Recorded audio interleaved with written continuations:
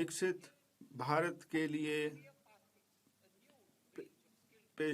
पेशेवरों को तैयार करना।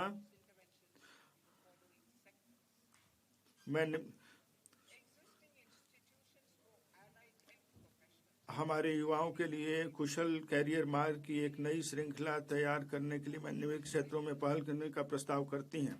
संबद्ध स्वास्थ्य सेवा पेशेवरों के लिए मौजूदा संस्थानों का उन्नयन किया जाएगा। निजी तथा सरकारी क्षेत्रों में नए एचएमसी संस्थान की स्थापना की जाएगी। इसमें optometry, radiology, anaesthesia, auto applied psychology और व्यवहार संबंधी स्वास्थ्य सहित 10 चयनित विषय क्षेत्रों को शामिल किया जाएगा और अगले 5 वर्षों में 1 लाख एएचपी जोड़े जाएंगे। वृद्धों की चिकित्सा और संबद्ध देखभाल सेवाओं को शामिल करते हुए एक मजबूत देखभाल सेवा परिवेश बनाया जाएगा।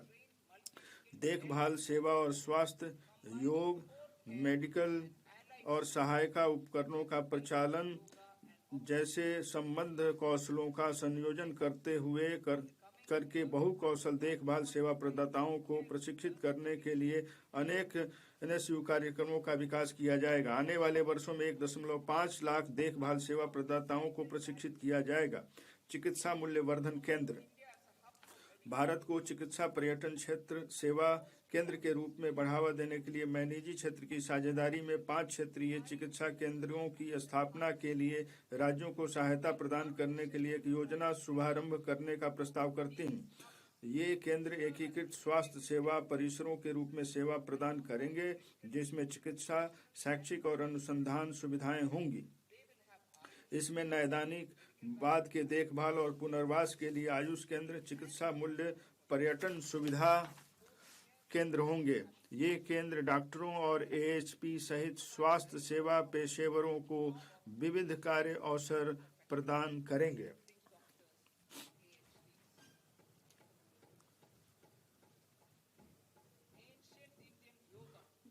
प्राचीन चिकित्सा पद्धति। विश्व के विभिन्न भागों में पहले से सम्मान प्राप्त प्राचीन भारतीय योग को व्यापक वैश्विक पहचान तब मिली जब माननीय प्रधानमंत्री इसे यूएन में लेकर गए। कोविड के पश्चात आयुर्वेद को भी सम्मान, वैश्विक स्वीकार्यता और पहचान मिली है। गुणवत्तापूर्ण आयुर्वेद उत्पादों के निर्माण से औषधीय पौधों की खेती करने वाले किसानों और इनके उत्पादों का प्रशंसन करने वाले युवाओं को मदद मिलती है। बढ़ रही वैश्विक मांगों को कुछ और कदम उठाए जा रहे हैं। मैं 3 नए अखिल भारतीय आयुर्वेद संस्थान स्थापित करने, 2 प्रमाणन परिवेश के उच्च मानकों के लिए आयुष फार्मेसी और औषधि परीक्षण प्रयोगशालाओं का उन्नयन करने और अधिक कुशल कार्मिक उपलब्ध कराने,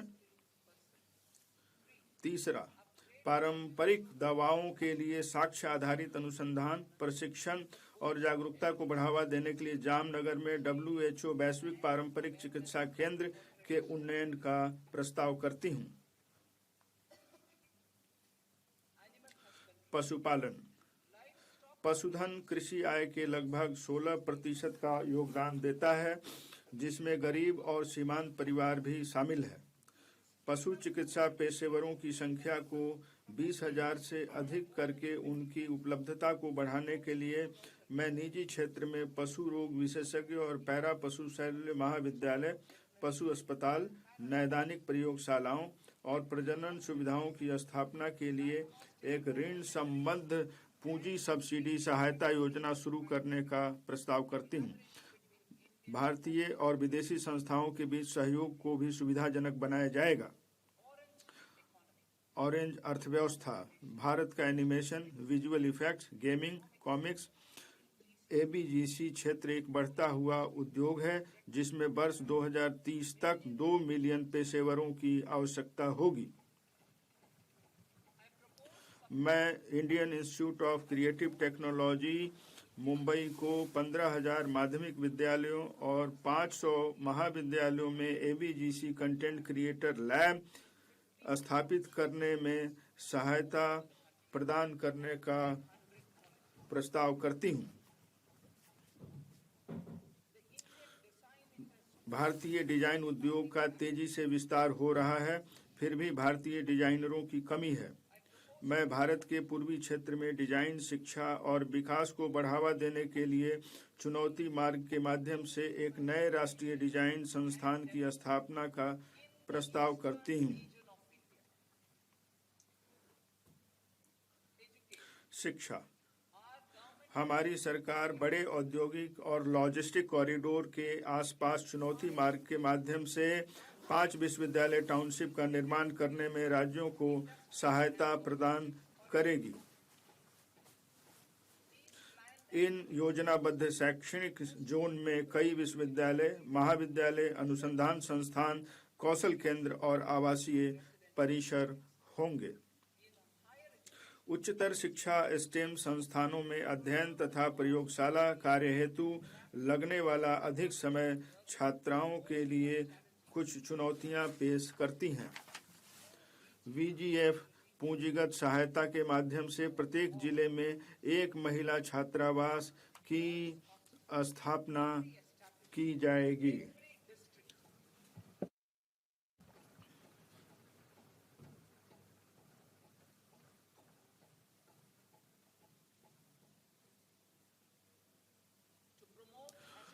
गहन अनुभव के माध्यम से खगोल भौतिकी और खगोल विज्ञान को बढ़ावा देने के लिए 4 टेलीस्कोप अवस्थापना सुविधाओं, national large solar telescope, national large optical infrared telescope, Himalayan Chandra telescope और द कॉस्मस 2 प्लेनेटोरियम की स्थापना की जाएगी।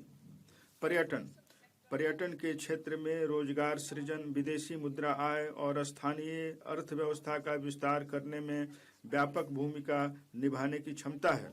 मैं मौजूदा राष्ट्रीय होटल प्रबंधन और कैटरिंग प्रौद्योगिकी परिषद का उन्नयन करते हुए राष्ट्रीय आतिथ्य संस्थान की स्थापना का प्रस्ताव करती हूँ। यह शैक्षणिक संस्थानों, उद्योग और सरकार के बीच सेतु के रूप में कार्य करेगा।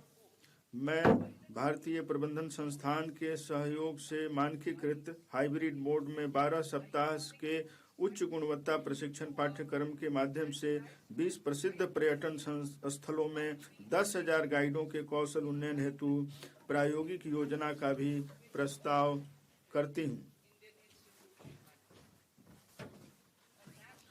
सांस्कृतिक, आध्यात्मिक और विरासत महत्व वाली सभी स्थानों के डिजिटल दस्तावेज तैयार करने के लिए national destination digital knowledge grid की स्थापना की जाएगी। यह पहल स्थानीय अनुसंधानकर्ताओं, इतिहासकारों, कंटेंट क्रिएटर्स और प्रौद्योगिकी भागीदारों के लिए रोजगार के नए परिवेश का सृजन करेगा। भारत के पास विश्व स्तरीय ट्रैकिंग और हाइकिंग का अनुभव प्रदान करने के लिए क्षमता तथा संभावनाएं हैं। हम निम्नलिखित के लिए सतत परिवेश तंत्र विकसित करेंगे। हिमाचल प्रदेश, उत्तराखंड और जम्मू एवं कश्मीर, साथ में पूर्वी घाट में अराकू घाटी और पश्चिमी घाट में पोदिगई मलाई में माउंटेन ट्रेल, ओडिशा, कर्नाटक और केरल के तटीय क्षेत्रों में प्रमुख आश्रय स्थलों के पास टर्टल ट्रेल्स और आंध्र प्रदेश और तमिलनाडु में पुलिकट झील के किनारे बर्ड वाचिंग ट्रेल्स।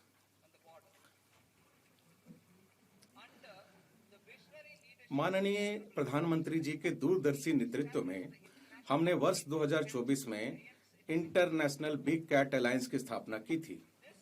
इस वर्ष भारत प्रथम ग्लोबल बिग कैट शिखर सम्मेलन की मेजबानी कर रहा है, जिसमें 95 सदस्य देशों के सरकारों के प्रमुख और मंत्री संरक्षण की सामूहिक रणनीतियों पर चर्चा करेंगे। विरासत और संस्कृति पर्यटन। मैं लोथल, धौलावीरा, राखीगढ़ी, आदि चन्नालूर, सारनाथ, हस्तिनापुर और लेह पैलेस जैसे 15 पुरातात्विक स्थलों को जीवंत और अनुभवजन्य सांस्कृतिक गंतव्य के रूप में विकसित करने का प्रस्ताव करती हूँ। उत्खनित स्थलों को विशेष वॉकवे के माध्यम से जनता के लिए खोल दिया जाएगा। संरक्षण प्रयोगशालाओं, व्याख्यान केंद्रों और गाइडों की सहायता के लिए तल्लीन करने वाली कथानी रूपन कौशल और प्रौद्योगिकी की शुरुआत की जाएगी। खेलकूद क्षेत्र कई प्रकार के रोजगार, कौशल और नौकरी के अवसर उपलब्ध कराता है। खेलो इंडिया कार्यक्रम के माध्यम से चल रहे खेलकूद से जुड़ी प्रतिभाओं के सुव्यवस्थित विकास के प्रयासों को आगे बढ़ाते हुए मैं अगले दशक में खेलकूद के क्षेत्र में बदलाव लाने के लिए खेलो इंडिया मिशन शुरू करने का प्रस्ताव करती हूँ।